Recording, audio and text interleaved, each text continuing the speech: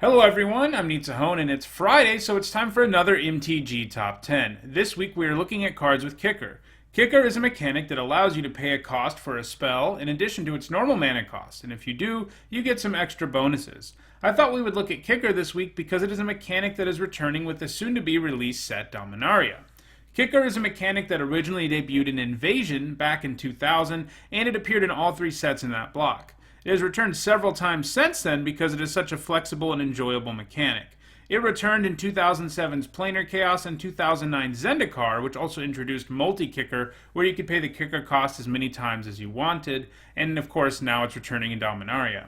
Before the release of Dominaria, Kicker has appeared on 113 cards. In this video, we're going to talk about the 10 best cards with Kicker, or multi-kicker, in Magic's competitive history.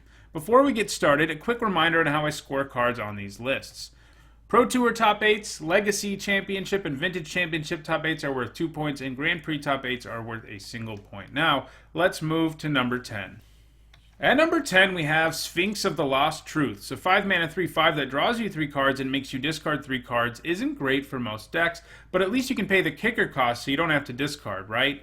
That's true, but one of the places where the Sphinx has seen play actually wants to be discarding cards and doesn't actually pay the kicker, and that is in various Dredge decks. Dredge likes it when cards let you draw cards and discard cards, since you can use your Dredge trigger every time you would draw a card, so the Sphinx fits very nicely into Dredge decks that want to load their graveyard as quickly as possible, with the Sphinx being cast giving you tons of value.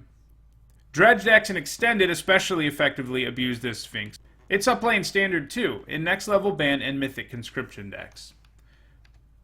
At number 9, we have Kabu Titan, who is a great representative of what makes a card with Kicker good. In the early game, you can play him as basically a grizzly bear, and in the late game, he gives you an even more efficient 5-mana 5/5 with Trample. Many cards with Kicker are essentially split cards, and that flexibility is great. Being able to either just try to play an early creature or a top-of-the-curve threat, all with one card, is pretty nice. In block, he was one of the best creatures an aggro deck could play, as he appeared in 4 of the top 8 decks at Pro Tour Tokyo in 2001, and he saw a bit of play in standard aggro decks as well. At number 8, we have a creature with 2 different kicker costs, and that is Thornscape Battlemage. There is a whole cycle of Battle Mages in Planeshift who have a casting cost of 1 color and kicker costs in 2 other colors. Thornscape Battlemage is the best of the group, and none of the others made the list. The Battlemage was strong because you could play it for 5 mana and get a 2/2 who could potentially get you a 3-for-1, since it could blow up an artifact, kill a creature with 2 or less toughness, and then it could just trade with something on its own. It had such low kicker costs that this wasn't an impossible thing to do, though to be fair, more frequently only the red kicker cost was paid, and some decks running it didn't even run white mana. This flexibility and the power that comes with it was a big reason why red-green decks were so dominant in Invasion block, picking up 4 of the top 8s at the Block Pro Tour. The Mage also picked up a World's top 8 and a Grand Prix top 8 in Standard, and it even saw a little play in Extended, picking up 1 Grand Prix top 8 there. Just a little aside about the whole cycle of scape creatures. There are also familiars and masters in this cycle who benefit the same colors. They should all basically be staples in EDH decks that are in their 3 colors. And in general, I think these are some of the most overlooked cards there are in that format. At number 7, we have our first non-creature spell with Kicker in Vines of Vastwood.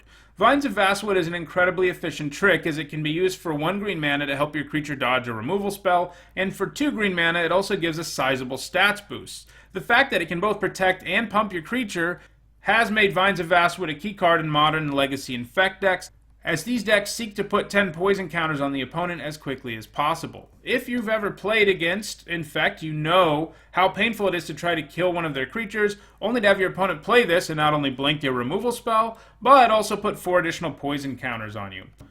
While Infect was a tier 1 deck in Modern for a long time, and even had a brief period of relevance in Legacy, Vines of Vastwood hasn't actually seen any play since 2016, as Infect hasn't been the greatest deck lately. At number 6, we have a card with Kicker that is actually being reprinted in Dominaria, and that is Schizocarp. Kind of an homage to Ball Lightning and similar creatures, Schizocarp hit hard and has haste, so aggressive decks liked it. However, like Ball Lightning, it dies unless you pay the kicker cost. Then you get to keep the imposing 5/3 Trampler in play. Generally, you'd be able to attack with him, and your opponent wouldn't be able to block him well the first time you attacked. And the second time around, they probably have to trade with it at worst, so you're getting a lot of value with this creature. It saw all of its play in 2001 in block and standard aggro decks. I don't think Schizocarp is a super likely candidate to add to its score thanks to its reprint, It just isn't as powerful today as it was when it was originally printed. At number 5, we actually have another card with Kicker that is being reprinted in Dominaria, and that is Into the Royal. Into the Royal is strong because 1 and a blue to bounce a non-land permanent instant speed is basically what we expect to pay for that effect, and this has the nice upside of replacing itself in the later part of the game if you have some extra mana lying around. In Standard, it saw play in Control and Aggro-Control decks like Grixis Control, Blue-Black Control, and Caw-Blade. It also saw a bit of play in extended combo decks like Scapeshift and Thopter Depths. I think Into the Royal is a good candidate to see more play in Standard thanks to its reprint, and it's probably going to add to today's score. So it may move up this list. At number 4, we have a Goblin with Kicker, and he likes to blow up lands, and that is Goblin Ruin Blaster. Nothing special in terms of stats, as a 2-1 with haste for 3 mana. The Ruin Blaster saw play because of the format he existed in. In the Standard of his time, most decks were 3 or more colors and ran a ton of non-basic lands, including powerful creature lands. The Ruin Blaster was a good card to have out of your sideboard, with some aggro decks even running a full 4 of them in there. Turns out that if you're blowing up your opponent's win condition, like a Celestial Colonnade, a 2-1 body isn't too bad. He never saw any play outside of Standard, but for 2 years he did blow up a ton of lands there. At number 3, we have a card that would be a leading candidate on a list of most obnoxious cards to have to play against, and that is Auram's Chant. It's the kind of card that just doesn't let you play Magic, at least not for a turn. If you cast this with the Kicker during your opponent's upkeep, you get pretty close to just time-walking them. Despite being relatively powerful on its own, Auram's Chant didn't see any play in Block or Standard and wasn't a card anyone was really thinking about, though it did pick up a few extended top 8s out of sideboards.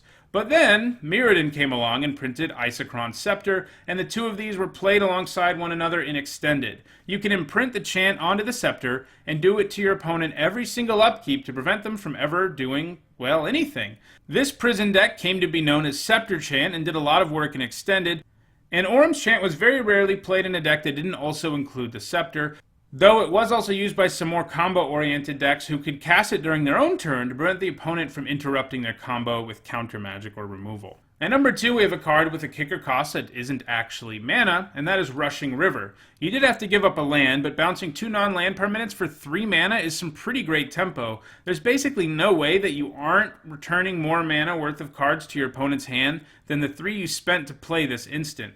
In Standard, it saw play in a large variety of decks, but it was most successful there in decks built around Opposition, which was a deck that was all about getting opposition online and just shutting your opponent out of the game.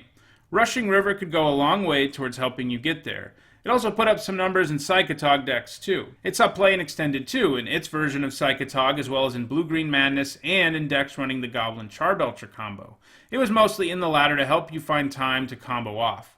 Rushing River is powerful enough that it has even seen play in Legacy, putting up top 8s in tempo decks and combo decks like Ad Nauseam, but the most consistent success it has found in Legacy is in Show and Tell decks that tried to cheat a huge creature into play. It was also a good card in the mirror because if your opponent spent a card cheating a monster into play, you could bounce it back to their owner's hand, and Rushing River could also buy valuable time for the combo. And at number 1, we have a burn spell with Kicker, and that is Urza's Rage. 3 mana burn spells that do 3 damage are not often powerful enough to see much play, but Urza's Rage brought enough to the table to overcome that. First, it couldn't be countered, and that was a pretty important line of text during this era of Magic. Second, in the late game, you could pump more mana into it to blast your opponent or a creature, but you usually went for your opponent's dome to end the game, for 10 damage that couldn't be prevented. It managed 5 top 8s at the Invasion block constructed Pro Tour in 2001, which shows that it was one of the best cards in the entire block. And it also saw play in a variety of standard decks, but primarily aggressive ones. It even saw play in a few extended burn decks that put up Grand Prix top 8s. Well, that does it for this week's MTG Top 10. It will be interesting to see how some of the new cards with Kicker do in comparison to their forebears. If you enjoyed this video, don't forget to like it and share it so others can enjoy it too. And if you want to make sure you catch future MTG Top 10s, don't forget to subscribe.